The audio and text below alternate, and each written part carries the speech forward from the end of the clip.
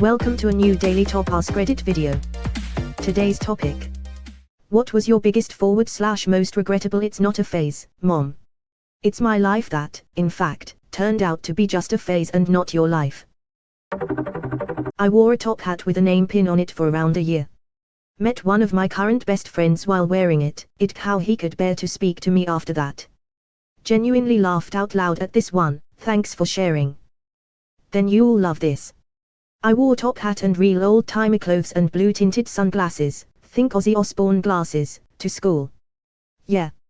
I still wear long coats, but dropped the anno 1880s outfit and the sunglasses. Edit, some people in Sweden bought the school photos and there I am looking like a prat. I didn't buy it, so I can't share it. My biggest regret is this latter part. There was a time in my younger days when I was obsessed with death. I wanted to be a hitman. I had convinced myself that I was gonna be an assassin. That lasted a few months. Just a hobby now.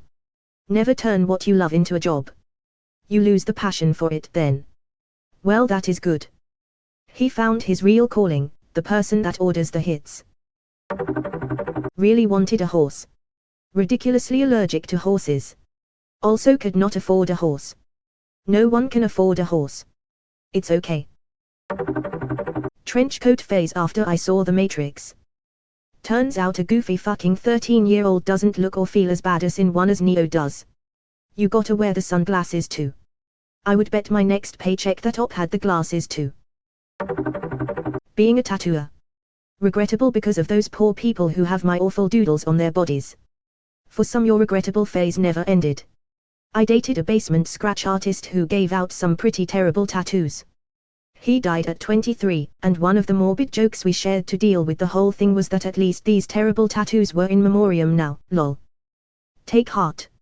My favorite tattoo is the one I drunkenly got my buddy to do in his living room one year during March Madness.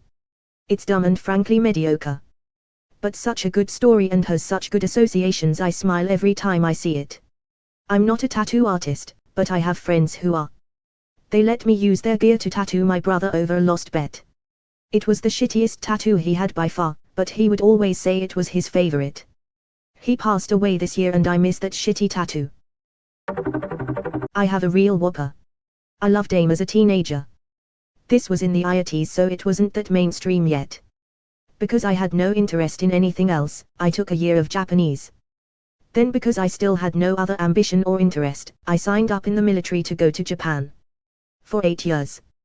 Got out, went to college, and because I still didn't know what I wanted to do, I studied Japanese. By this time, the interest in AIM had worn off, but learning culture and history was cool.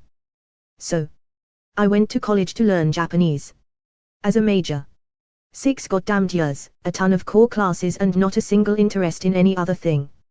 I was done with the Japanese language at that point, but because near the end, my class literally couldn't be run without me, I stayed. I stayed because I felt like it would be a waste if I changed it. Like everything I had done up to that point was a lie. Here I am with a degree in Japanese language / history and culture, and I'm not at all interested in it anymore. I'm looking for a real job, have been since I got out of college, but for now I work for a temp company for a Japanese air conditioning company. What do you mean by your class couldn't be run without you? A class needed a minimum of 3 people to be considered a class. If I didn't go, if I dropped the class, one other person wouldn't be able to graduate and the other was a freshman, but he needed the higher level because he was a self-study. Edit, shit, I'm so sorry sensei. Sensei 2. My poor adjunct professor would have no money to. Edit 2, please stop with the fake internet points, my inbox is quite full enough, thanks. Being a Malgoth was just who I am, Mom. I am 34 and no longer a Malgoth. But I do still look back fondly at all the stupid shit I used to wear. It was a lot of fun. Edit, holy shit. I set my phone down for 2 hours and came back to 54 comments, and they are still pouring in. Glad to hear from so many reformed Malgoths, it's been a lot of fun reliving the memories. You got me wanting to go out and buy some black nail polish. To be fair, it's really hard to be a Malgoth in 2021. Maybe you could hang out at an Amazon distribution center instead. Hot Topic is one of the 5 stores still open in the mall near me. There is still hope for Malgoth 2021. There was a time when I believed that I wanted to enter seminary and study for the priesthood. Mom said, "It's a passing fancy. You lead an intensely secular life and are only flirting with the idea because you enjoy time spent at church playing your organ as a lay person." She was right, but I wouldn't admit it at the moment. By my junior year in high school, the notion had passed. Did you at least continue playing the organ and shred Zone 6 solos though? Thanks for your comment, Oikjakoke. Yes, I continued studying organ all through college and graduate school, making it my profession. Playing your organ is that what kids call it nowadays. As far as euphemisms go, that one is just as forward as its true meaning. Love it. What's better than roses on my piano? Tulips on my organ. The same thing happened to me. In my freshman year I got super into wanting to be a sister/nun and started getting really religious and studying to be one. My grandma and mom were so proud and told the whole church, including the priest. By the end of the year, I got confirmed and finally graduated CCD and didn't have to go every week anymore. By the fall of sophomore year I didn't want to be one anymore, but I am too scared to tell them because it will be embarrassing for our whole family. I didn't ask for them to tell everyone and now I'm stuck. Maybe I should just claim that God called me to do something else. After all, to them, God is always right. I was an altar boy for 12 years and knew a guy who was one for the same amount of time. He and I did a ton of church stuff together and he was super excited to go to seminary. Always wanted to be a priest. He got 2 years in and, during his theology studies, met a woman that he ended up falling in love with. He's now happily married and lives his life as a non-clergy Catholic. This dude was so close to being a priest and was already well into his education, but still decided to do what he felt was right with his life. His parents were nothing but supportive and our longtime pastor was overjoyed to hear that he found someone he loved so dearly.